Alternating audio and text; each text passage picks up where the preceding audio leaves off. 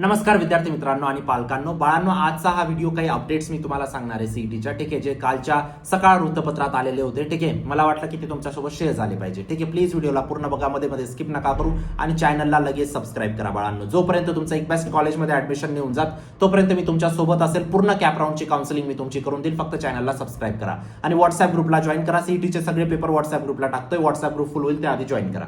चला आता बघूया आपण एमएसटी सीईटी 2026 मोठे अपडेट्स. ठीक आहे, सर्व विद्यार्थ्यांसाठी महत्त्वाचे अपडेट्स, स्पर्धा, कट ऑफ, प्लेसमेंट आणि निकालाबद्दल काही माहिती आलेली आहे. ठीक आहे, काही रिपोर्ट्स आलेले आहेत, काही ते आपण बघूया. ठीक आहे, काय म्हटलंय आता, अटेम्प्ट 2 मध्ये सर्वात जास्त स्पर्धा वाढलेली आहे. ठीक आहे, जेव्हा री रजिस्ट्रेशन सुरू केलं बाळांनो सीईटी सेलने, 2 दिवस म्हणजे अटेम्प्ट 2 साठी ज्या विद्यार्थ्यांनी अप्लाय केलं होतं त्यानंतर परत सीईटीने ना 2 दिवस री रजिस्ट्रेशन सुरू केलं होतं. त्याच्यानंतर परत अजून 2 दिवस सुरू केलं.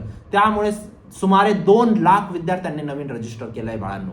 जिथं फक्त 1.2 लाख विद्यार्थी अपियर होते अटेम्प्ट 2 ला, आता 3.4 लाख विद्यार्थी येऊन गेलेले आहेत बाळांनो अटेम्प्ट 2 मध्ये. मग अटेम्प्ट 2 चं कॉम्पिटिशन आता वाढणार आहे. जेवढं आपण एक्सपेक्ट करत होतो की कमी विद्यार्थी आहेत, कमी कॉम्पिटिशन राहील अटेम्प्ट 2 मध्ये, नाही, अटेम्प्ट 2 चं कॉम्पिटिशन वाढणार आहे बाळांनो. गोष्ट समजली आहे? ठीक आहे, एकूण विद्यार्थ्यांची संख्या मोठ्या प्रमाणात वाढलेली आहे.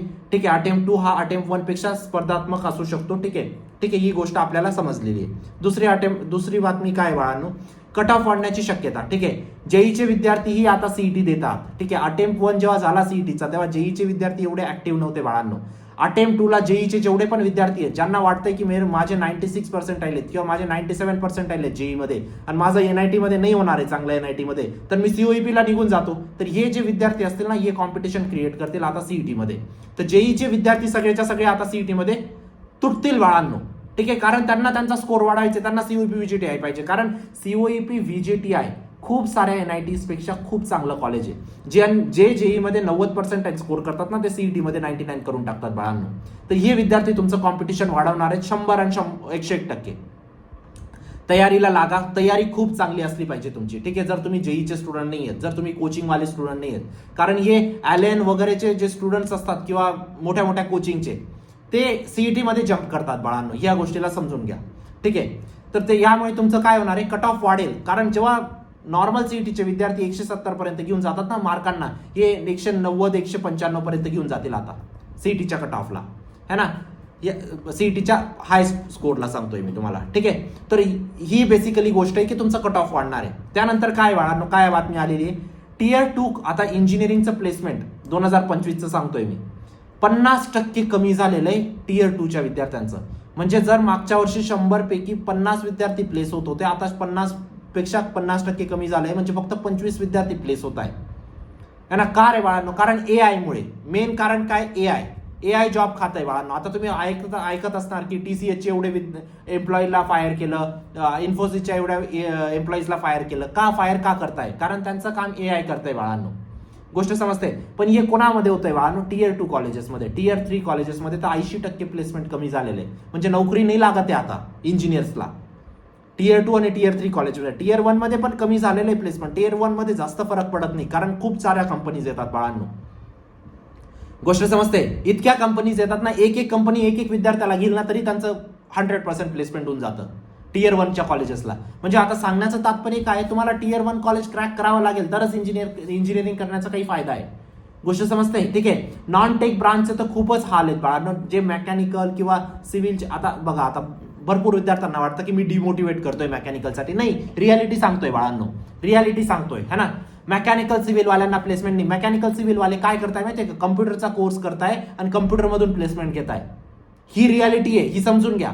मी असं नाही म्हणत आहे तुम्ही नका जाऊ शकतात. तुमचा इंटरेस्ट असेल तुम्ही त्याच्यात पण क्रॅक करू शकतात. पण माझं काम आहे तुम्हाला रियालिटी सांगणं. प्लेसमेंट होते ना थोडीफार, फक्त कम्प्युटर आयटीची होते, है ना. या गोष्टीला समजून घ्या बाळांनो. आता भरपूर विद्यार्थ्यांना वाटतं सगळेच विद्यार्थी कम्प्युटर आयटी करतात, तर आम्ही सिव्हिल मेकॅनिकल करा. कोणी नाही सांगितलं तुम्हाला, करा. पण रियालिटी समजून घ्या. जी रियालिटी आहे ती माझं सांगणं काम आहे. ठीक आहे, भरपूर टीचर तुम्हाला अशा पद्धतीने गाईड करतात. सगळेच विद्यार्थी सीएसआयटी मध्ये जात आहे, मग तुम्ही मेकॅनिकलचं जॉब वाढणं, मेकॅनिकलचं पॅकेजेस वाढणार आहेत 4 वर्षानंतर. 4 वर्षानंतर त्या शिक्षकाला पण नाही माहित काय होणार आहे, है ना. एआय अजून बूमला जाईल, अजून सीएसआयटी इंजिनियरची गरज येऊ शकते, है ना. ठीक आहे, चला या गोष्टींबाबत मग तर एक तुम्हाला अपडेट देणं माझं काम होतं. आन्सर की 10 मे पर्यंत, 10 मेच्या पूर्वी तुमची आन्सर की एक्सपेक्टेड आहे तुमची अटेम्प्ट 1ची बाळांनो. ठीक आहे, जर 10 मे पर्यंत नाही आली तर तुमचं अटेम्प्ट 1 आणि अटेम्प्ट 2 ची आन्सर की सोबतच येईल. ठीक आहे. रिझल्ट तुमचा फर्स्ट आणि सेकंड अटेम्प्टचा रिझल्ट तुमचा कंबाईंड रिझल्ट लागणार आहे बाळांनो. 17 जून पर्यंत तुमचा निकाल अपेक्षित आहे दोघा अटेम्प्टचा. ठीक आहे. 17 जून नंतर तुमची कॅप राऊंडची प्रोसेस सुरू होणार आहे, म्हणजे तुमची ऍडमिशन प्रोसेस सुरू होईल बाळांनो. ठीक आहे. आणि जसा अटेम्प्ट 2 होईल आपण लगेच काउन्सिलिंग बॅच लॉन्च करतोय. जे विद्यार्थी इंटरेस्टेड असतील ते एनरोल करू शकतील. ठीक आहे. आता काय करायचं, तुम्हाला स्कोर मॅक्झिमाइज करावा लागेल बाळांनो. अटेम्प्ट 2 टफ होणार आहे, या गोष्टीला समजून घ्या. प्लेसमेंट कमी होतंय कॉलेजेसमध्ये, तुम्हाला चांगल्या कॉलेजमध्ये जायचंय, म्हणून लवकरात लवकर तुमचा स्कोर बूस्ट करा बाळांनो. तुम्ही अटेम्प्ट 1 चे इथं फीडबॅक्स बघू शकतात. 90% प्रश्न सेम टू सेम अटेम्प्ट 1 ला क्रॅश कोर्स आणि मॉक टेस्ट मधून आले होते बाळांनो. एकच फीडबॅक नाही, तुम्ही सगळे फीडबॅक वाचू शकतात.